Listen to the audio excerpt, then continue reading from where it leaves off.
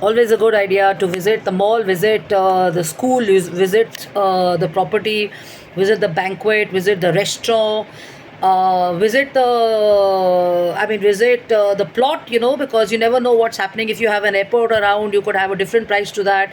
If you have a mall around, you could have a different, aspect to that. If you have it close to a flyover, then the price may be different and stuff. So all those factors come into play and stuff. So this is what I wanted to share. So this is something which somebody's asked me here. So I'm leaving a recorded message for other people also to be guided. And if you have a standard or a certain taste in your mind and stuff, always a good idea to visit and kind of check out the trends and the fashion and decor and finish and stuff. And then if you can look at the larger picture or the longevity of how many years you want to be there.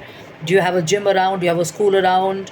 Do you have buses coming in there? Do you have a community park there?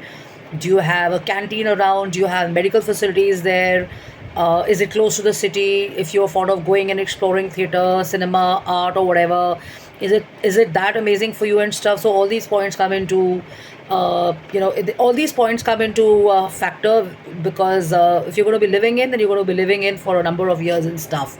Otherwise, if you're just looking to kind of invest in stuff, then a good idea to kind of involve an architect or a property guy and stuff, and then make the investment stuff.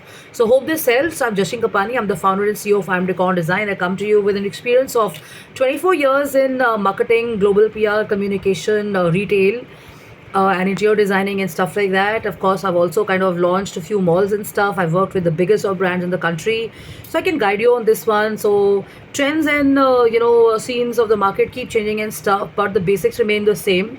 And if you can involve, if you can research about the place and you can involve some. People maybe from a financial institution or a bank or something to guide you when you're getting into a investment opportunity, or maybe a wealth manager or something